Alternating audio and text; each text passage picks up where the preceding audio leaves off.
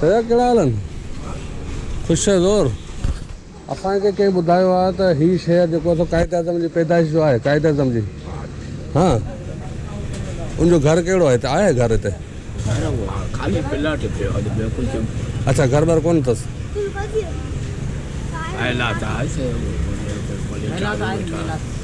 बाक़ी जेको प्लाट अच्छा, कहाँ ते आयो था?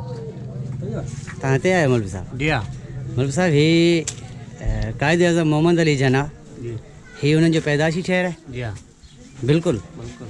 तव्हां कुझु हुन जे बारे में ॿुधाए सघो था? हा, इहो ॿुधाईंदो चेयरमैन असांजो।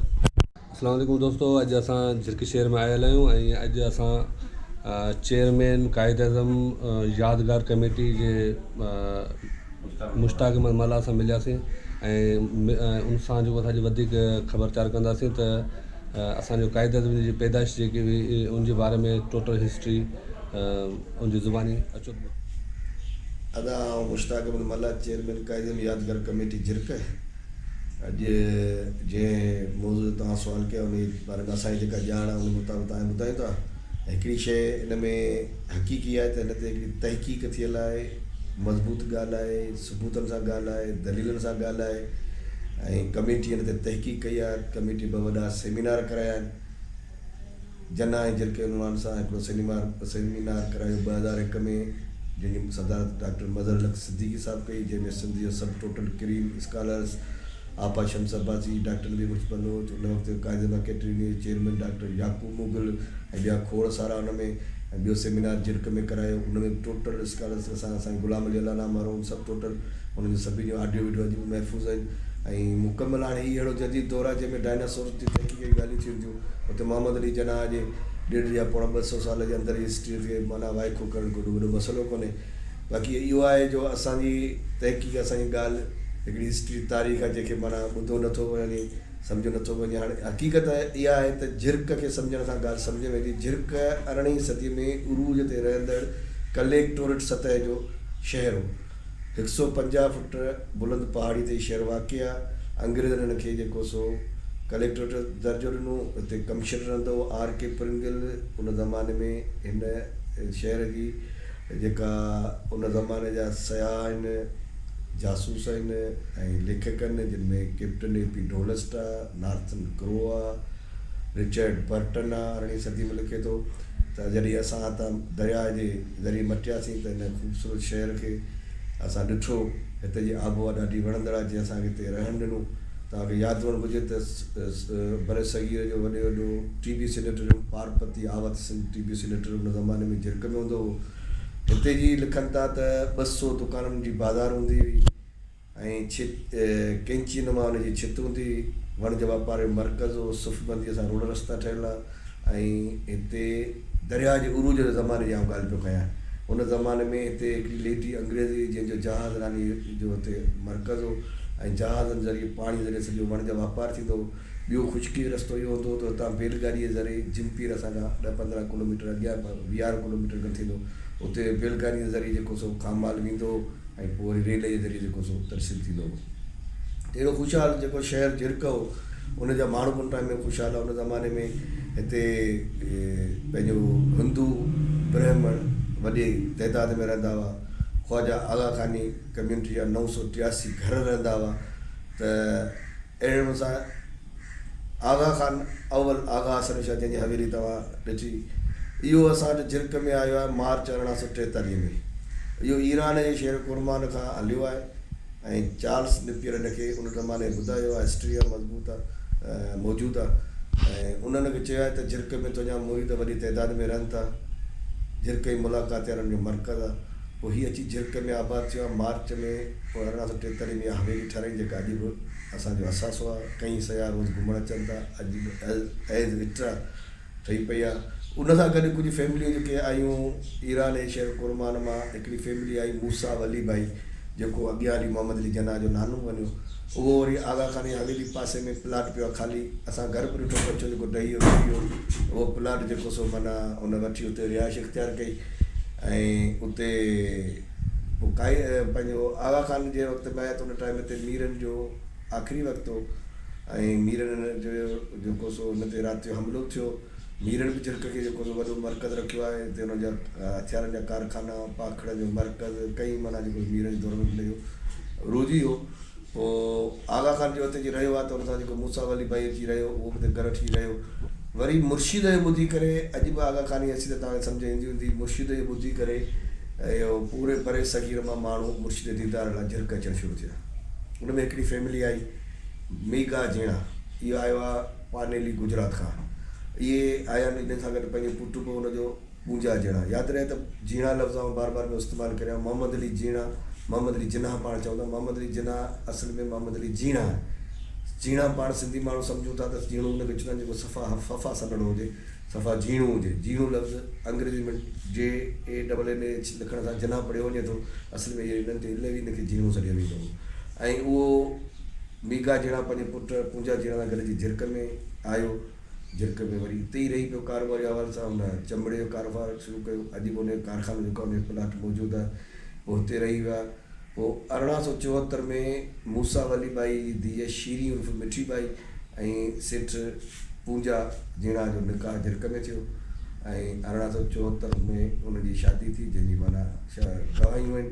ऐं 1875 में मोहम्मद अली जिन्ना ॼाओ पंहिंजे नाने जे घर में, मूसा वली बाई जे घर में।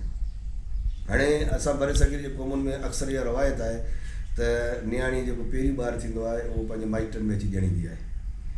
त इहा तहक़ीक़ सां तस्दीक शुदा ॻाल्हि आहे त जुम्पीर स्टेशन ते सेठ पूंजा आयो पंहिंजे घरवारी समेत। उते खां चाचा आचार चनाई माछी उनजी बैलगाॾी में चढ़ी अची झिरक में मूसा वली बाई जे घर रहियो। उते जेको नियाणीअ पुटु ॼाओ जंहिंजो नालो मोहम्मद अली रखियो वियो। इहा ॻाल्हि मूंखे जंहिं माण्हू ॿुधाई, उन जो नालो चाचा नूर मोहम्मद बाई कास्ट में झिरक। उहो उन ज़माने में 86 हींअर गुज़ारे विया, 86 साल जो पोड़ो। मूंखे ॿुधाई त मुंहिंजी पुफी माई आमी सेठ पूंजा जे घर में कमु कंदी हुई।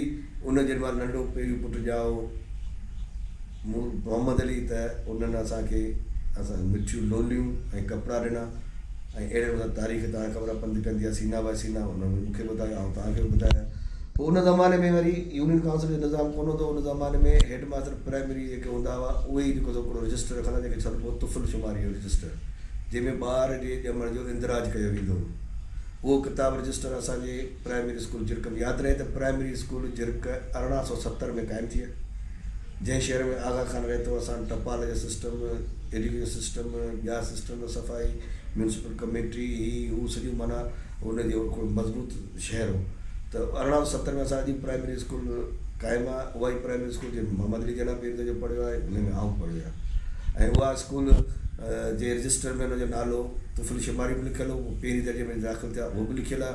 असांजी बदकिस्मती इहा आहे जो मसरूर एहसन कमिश्नर हैदराबाद हिते आयो, DC मुबशर असां सां गॾु, ऐं हितां खां इहो रजिस्टर खणी वियो। मोटे साहिब जेको पहिरीं दौरु आयो हुन में वञी हुन टे दौर में। ऐं निसाब जा किताब अॼु मूं वटि मौजूदु न हो, तव्हांखे हींअर ॾेखारींदुसि, जंहिंमें हिकिड़ो किताबु आहे मार्च 1953, मार्च 1953 जो किताबु आहे, जॾहिं सिंधी अदबी बोर्ड कोन ठहियो आहे। उन में लिखियो आहे मोहम्मद अली जिन्ना झिरक में ॼाओ। जॾहिं त एतिराज़ केरु करे आहे त वॾे वॾो एतिराज़ मोहतरमा फातिमा जिन्ना करे आहे, जेका हुनजी भेण हुई, जेका ज़िंदा हुई। हुन कॾहिं एतिराज़ कोन कयो। हुन खां पोइ अगस्त 1960 जो किताबु मूं वटि मौजूदु आहे, जेको सिंधी अदबी बोर्ड छपायो आहे, जंहिंजो सबक़ु लिखियो आहे साईं दाऊद पोटो शमसुल उलमा जो किताबु आहे, डॉक्टर उमर बिन दाऊद पोटा साहिबु, जंहिं बि झिरक लिखियो आहे। निसाब में 68, 69, 70 जे अंदरि ताईं जेके पॉइंट या माण्हू तव्हां जेका पुछंदा सभई चवंदा असां पाण पढ़ियो पढ़ायो। मैडम हमीदा खोड़ो वज़ीर तइलीम हुन सिंध असेंबली जे प्लेटफॉर्म ते बि चयो त मूंखे ख़बर आहे त मूं पढ़ियो पढ़ायो झिरक में ॼाओ आहे। साईं क़ाइम अली शाह सां मुंहिंजी रूबरू ॻाल्हि थी, हुन चयो मूंखे ख़बर आहे झिरक में ॼाओ आहे। अरबाब रहीम सां मुंहिंजी ॻाल्हि ॿोल थी, हुनजो झिरक में ॼाओ आहे। साईं अब्दुल्ला शाह मरहूम जेको उन 5 रुकनी कमेटी ठाही डॉक्टर हबीबुल्ला सिद्दीकी जे सरबराही में, जंहिं सॼी रिपोर्ट लिखी, सॼी तहक़ीक़ करे सॼो रिकॉर्ड ठाहे जॾहिं टेबल ते आयो त बदकिस्मती असांजी जो मोहतरमा जी हुकूमत वेई हली। ऐं उहा रिपोर्ट साईं मुराद शाह खे असांजी गुज़ारिश आहे त महिरबानी करे, हीअ आम ॻाल्हि कोन्हे, हीअ उन शख़्स जी तारीख़ आहे जेको बानी पाकिस्तान आहे, जेको पाकिस्तान ठाहिण वारो माण्हू आहे। असांखे फ़ख़्रु आहे असां झिरक जो। ऐं असांजी इहा माना वॾी माना अपील आहे इन्हनि खे दर्द मनाना त असांजो हेॾो वॾो माज़ी शानदार रखंदड़ झिरक जेको हिन हाल में ख़स्ता हाल आहे, असां वञी हिकिड़े तपे जी पोजीशन पहुता आहियूं। असांखे घटि में घटि तहलको करणी आहे, असांखे जेको सो तइलीम सिहत ॿियूं सहूलियतूं ॾिनियूं वञनि, असांजी ख़स्ता हाल आहे। ऐं उहे क़ौमूं आबाद ऐं ज़िंदा रहंदियूं आहिनि जेके पंहिंजे हीरोज़ खे मक़ाम ॾींदियूं आहिनि। ऐं हिकिड़ी वाइकी हक़ीक़त थी चुकी आहे, असां वटि उनजी मज़बूत दलील जेकॾहिं केरु हिन बहस खे वधाइणु चाहे थो, केरु हिन ते तहक़ीक़ करणु चाहे थो, असां हुनखे मज़बूत तरीक़े सां दलील फ़राहम कंदासीं। असांखे जेकॾहिं केरु कूड़ो करे असीं ज़िम्मेवार आहियूं। काइद मोहम्मद अली जना ॻोठ झिरक तहलको कोटड़ी ज़िले कराची में ॼाओ आहे। हिननि साज़िश करे आस्ते ॻोठ बि कढे छॾियो, तहलको करे ख़ाली वञी झिरक कराची खे छॾियो आहे। कराची असांजी आहे, कराची में असांजो फ़ख़्रु आहे, कराची असांजी सिंध आहे, असांजी माना काइद कराची हुजे या पूरे पाकिस्तान हुजे, पूरी दुनिया जो आहे।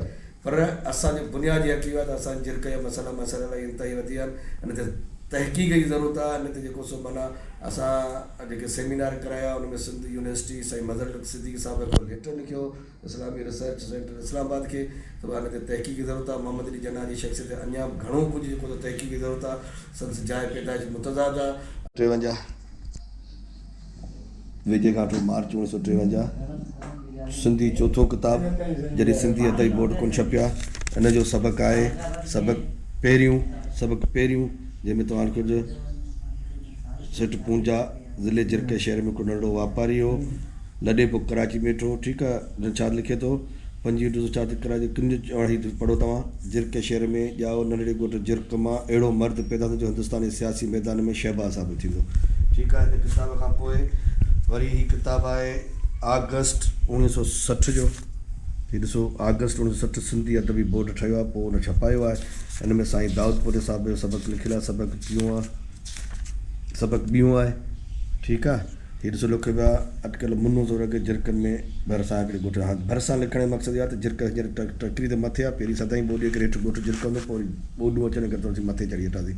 हीउ झिरक लिखियो पियो आहे तव्हांजो सबक़ु साईं दाऊदपुर साहिब जो। ॾिसो हीउ ॾिसो शमसुल उलमा डॉक्टर दाऊदपुर साहिब जो सबक़ु आहे। हीउ निसाब जो किताबु आहे, जॾहिं निसाब में पढ़ायो वियो आहे इहो सभु कुझु। ऐं वरी अॼु निसाब में कराची पढ़ायो ॼण असीं केॾा वञूं। अपील था करियूं दोस्त जेके बि मुंहिंजी वीडियो ॾिसनि उहे हिनखे वधि वधि शेयर कनि ऐं कमेंट्स में ऐं महिरबानी करे हिन तारीख़ हक़ीक़त मञाइण लाइ असांखे सपोर्ट कनि। महिरबानी।